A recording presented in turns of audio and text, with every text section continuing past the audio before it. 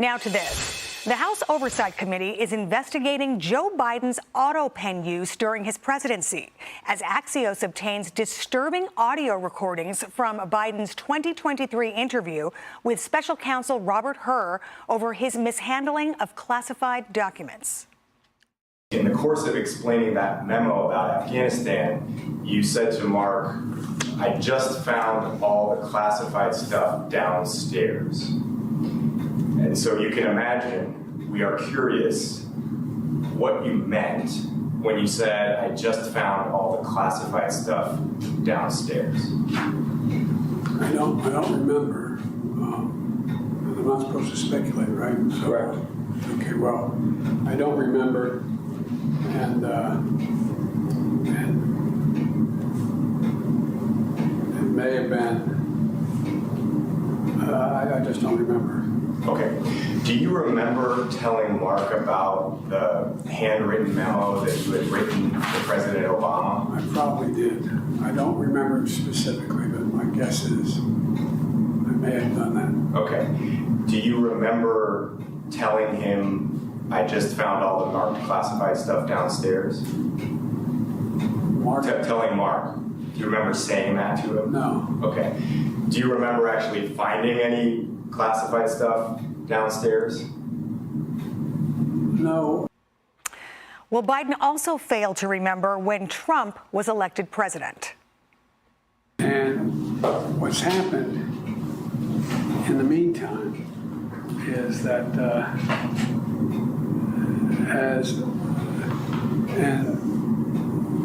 Trump gets elected in November of 2017? 2016. All right. So, why do I have 2017 here? That's when you left office, January of 2017. Okay. And even more tragic was when Biden forgot when his son Beau died. Where did you keep papers that related to those things that you were actively working on? Well, I don't know. This is what, 2017, 18, that area? Yes, sir. What was happening though, what month did Beau die? May 30th, 2018. was it 2015 he died? 2015. I think it's 2015. I'm not sure the month, but I think that was That's right, Mr. President. Now Republicans are trying to find out who exactly was running the White House under Joe Biden. It clearly shows that he was in significant mental decline. It questions who was actually making the decisions. We're going to bring everyone that we believe was involved in any role in the use of the autopen. We're going to invite them to come in for a transcribed interview. If they want, then they will receive a subpoena and they will have a full-blown deposition. Okay, so Jason, these transcripts were out previously. Everybody read them. We had a really good idea of what was in them.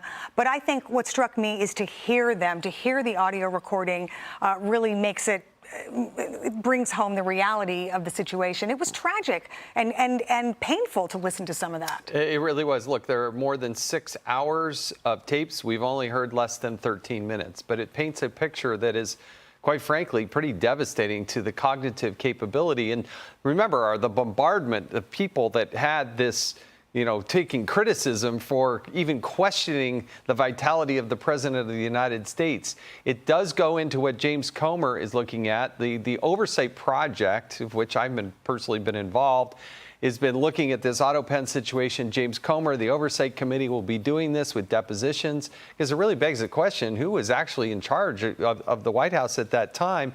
And the last point is I got to host Hannity last night. We had Brett Tolman, former U.S. prosecutor there.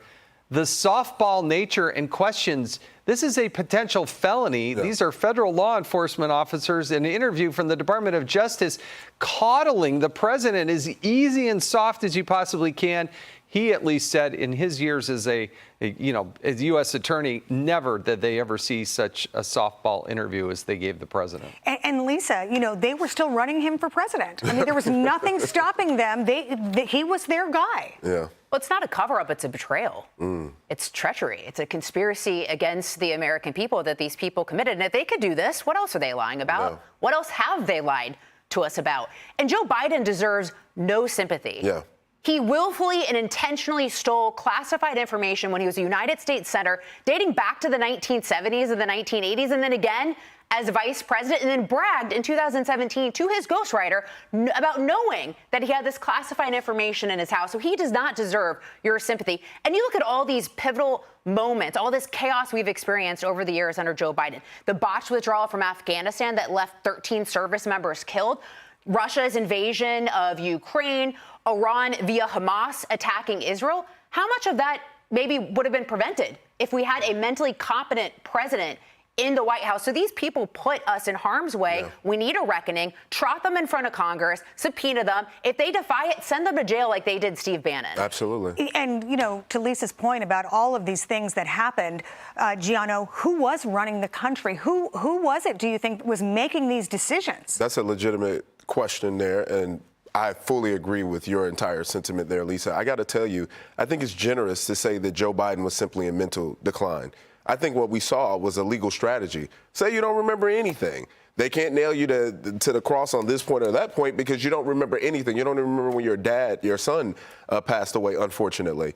This is a problem. And to Lisa's point, they need to bring about everybody, even the attorneys that were involved in that interview process, the preparation of it. What were those conversations like? What did they tell them? Because they were all involved in a big lie. And it's unfortunate that this is the reality that our country, to your point, has faced for 4 years. Them knowing that there were some issues there, helping them cover it up. And then we don't know to this point who was running the country. Was it Jill Biden, his wife? Was it one of the staffers, one of the young staffers there? We have no idea, but there has to be a full-blown investigation on this. Yeah, and James Comer, he likes to get to the bottom of things. Do you have confidence that he's going to find something out? Well, yeah, there's a list here. I mean, it starts with Jill Biden. But if you start to look at the senior staff and the attorneys within the White House counsel's office, they had a fiduciary responsibility to inform the attorney general, to perhaps the Gang of Eight. There is a mechanism there when they see a president who is incapable